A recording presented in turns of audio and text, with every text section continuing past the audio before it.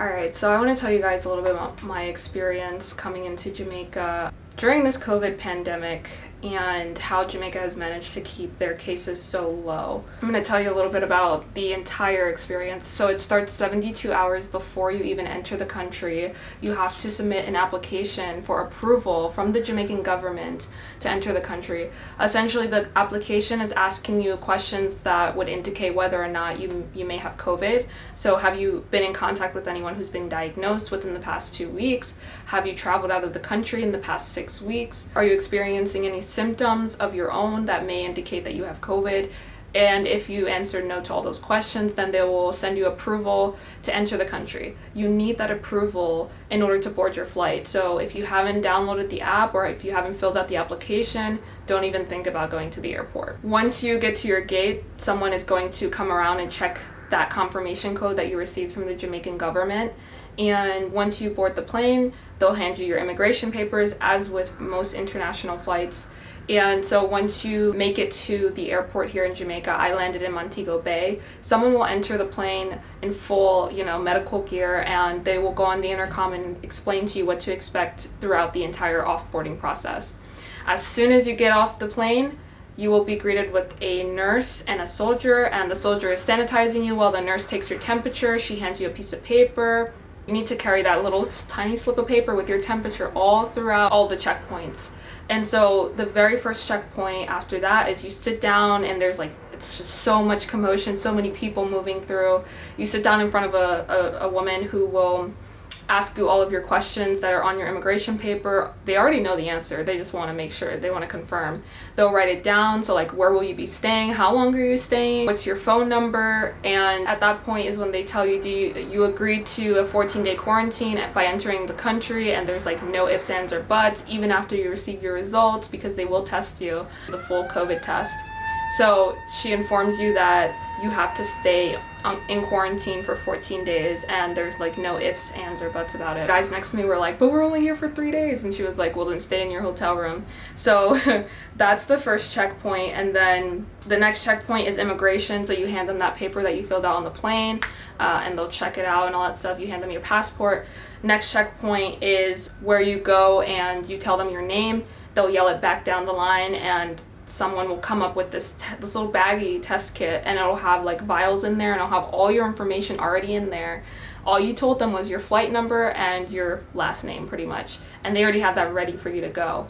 And there's a vial, it looks like there's blood in it, or I don't know what's in it, but you have that test kit. They sit you in front of someone, which is the next checkpoint. They confirm all the information on that test kit to make sure that's you. You tell them, they ask you again, where are you staying, your address, name, all that good stuff. Then the next checkpoint is you're going to sit down with a soldier or with someone else, and they'll have you download the app if you haven't already, Gem COVID-19, the app. They'll have you upload a 3-second video so that the app you can activate it and be familiar with it, and at that point you'll approve and agree to all the terms and conditions that you have to agree to upon entering Jamaica. This app, they say it tracks your location, so if you're not at the address that you provided them, then they can pretty much send you a notification saying, hey, you've exited the quarantine zone, which is kind of crazy to me, which is the app is freaking amazing. Once you have uploaded your video and you've recorded your temperature within the app, because you're going to have to do that on a daily basis while you're here anyway, they show you how to do it. On to the next checkpoint, which is grabbing your baggage. But while you're grabbing your baggage, they are transferring that little test kit that they confirmed all your information on to an outside checkpoint. And so there's a lot of behind the scenes things going on, because information is just traveling from one part of the airport to the other, which I think is really cool. So once you grab your luggage, after that you get in front of some more nurses who ask more questions from the second checkpoint. There's pretty much the same questions. Then this part, it was really I was like, wait, I just got my luggage. But basically, you have to drop your luggage off again with the soldiers. They hand you a card with the number that matches your bag. You go outside and you talk to some more nurses, and that is where they conduct the full-on COVID test. And This includes the full-on throat swab and the nose swab, and it's like a long Q-tip, like this long, but super skinny. They shove one down your throat, and then they shove one up your nose, and they tell you tilt your head back, and then they just like go in there. It doesn't really hurt. It's more of like 2 seconds of really uncomfortableness. It's super uncomfortable for only 2 seconds though, so it's really worth it just to know that you're not carrying anything and you're not passing it on to anyone. From there, you will wipe your nose, wipe your face and all that stuff, and then you will go and grab your luggage again. But before you do that, they will hand you this little pamphlet here, Jamaica Government Services. And a woman will say, literally, all right, here's your packet, here's your homework, here's your COVID homework. And so in this packet, I'm supposed to be recording my temperature twice a day. There's this packet about, some information about COVID-19, more information, and then more information. But basically, this is what you've agreed to do while you're here. It tells you about quarantine, what that means.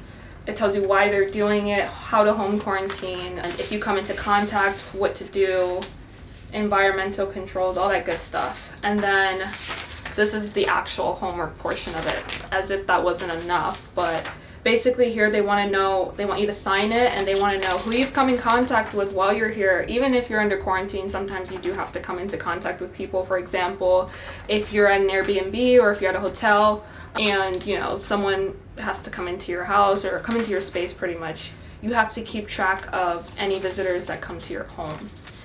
Pretty much, I think in 14 days you turn this into them, and they'll test you again if you're still here after 14 days. So every 14 days they test you. I personally haven't gotten my results back yet, and it's been about 4 days. However, I did call the health ministry of Jamaica, and it was really cool because while I was waiting on the line, I don't know if you guys can hear this, but I want to play for you a little tune that they had.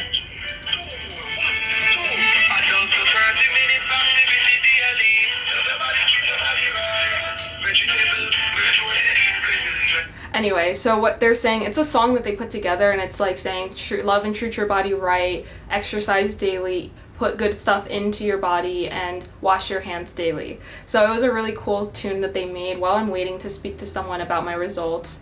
I think in a couple hours I should be hearing back from them. I know there was an influx of tourists that came in at the same time as I did, so I didn't expect it to be 24 to 48 hours. However, that's the turnaround that they give you. Now I'm going to talk a little bit about this app that they have, Jam COVID-19. It's amazing, and this goes into how they're able to keep their cases so low. I feel Jamaica is a smaller country, so I understand how they're doing this and why they're doing this. I can also say that America could never do this, because Americans feel so entitled to their privacy that hearing that the government wants to track where you've been, and the government wants to know and show you exactly how many people in your city have COVID, and break it down by men and women, and also age groups and the recovery rates and all that good stuff. America is just too large for that, and I understand that. However, Jamaica is one country that I really think other smaller countries can model after. I have a friend who said, she's from Honduras, and the cases just keep rising. And I feel like Honduras could be a place that could implement this as well. So when you open the app, you see fullness here with the little video, and then it tells you, let's see, I don't want to glare it. Then it tells you pretty much the daily cases and the total deaths thus far. There's only been 10 deaths in Jamaica, at least according to this app. Each parish, as you can see, has a number attached to it, which I think is really cool. And it tells you exactly how many people in each parish have COVID, have recovered, and have died from COVID. I'm currently in Kingston. There are currently 39 active cases, a total of 5 deaths, which is half of the entire deaths for the country, but Kingston is a very busy and active parish, so I'd expect that. And 112 people have recovered in Kingston since this has started. The analytics go even deeper, so they're able to tell you by male, female, how many have recovered. Like I said, And they even go even further to age groups. And so I think that's really cool. And from this, what it's showing me is that if you're between the ages of 20 to 29, you're more likely to get it here, or they're more likely to have it here in Jamaica, but you're also more likely to recover. However, the deaths are among the 70-year-old and the 79 age range, which make up 30% of the deaths, which is only 3 deaths in all of Jamaica from COVID-19. We also compare ourselves to other countries. So, for example, they compare themselves to Barbados, Dominican Republic, Panama, Trinidad and Tobago, Costa Rica, and the Bahamas. You won't be able to see it here, but Jamaica has maintained the lowest number of cases among all of those Caribbean countries that I just listed, the highest being Panama. So I think a country like Panama would be able to take what Jamaica is doing and apply it to their practices. This app has been super, super helpful. I like to check it daily. I prefer this over watching the news any day because this doesn't scare me. This, if anything, gives me hope, and it shows me that the numbers are declining in real time.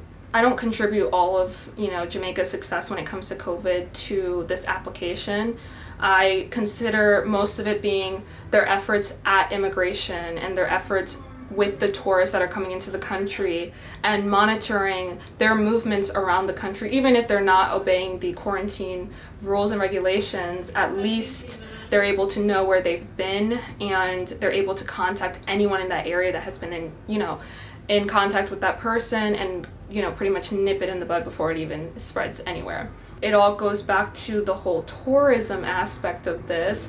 If you have people entering the country, and even in the United States, you have people entering the states and from different states and things like that all over, just keeping track of what they're doing is going to really help minimize the spread of COVID-19, because it is real. And yes, if you're between the ages of 20 and 29, you have a better chance of recovering. However, spreading it is a different story. So I really think social distancing and quarantining do help. However, if you are going to not do that, then just be smart about where you're going. If you know Florida has high number of cases, maybe not go to Florida. I mean, I left Florida for that very reason, but at least I knew I was going to be tested, and I feel so much better knowing that my results are going to come back negative or positive. However, I'm still quarantining and I'm not in the chaos of Florida. But yeah, so those are my thoughts on how I feel that Jamaica's been able to keep their cases so low. But if you have any other thoughts of your own, if you've been to Jamaica, if you're a Jamaican, let me know. There's also a lot of health practices. Every building that you go into in Jamaica, you have to sanitize before you leave. You have to wear a mask. They're not too strict on the mask thing, but the sanitization, and then also just promoting self-health and in boosting your immune system. Go have a fruit, pick it from the tree and freaking eat it. I don't know, drink some more tea. Go for a walk, go and, bask in the sun. The sun is probably the best medicine for you anyway. So, yeah, those are my thoughts. Let me know what you guys think.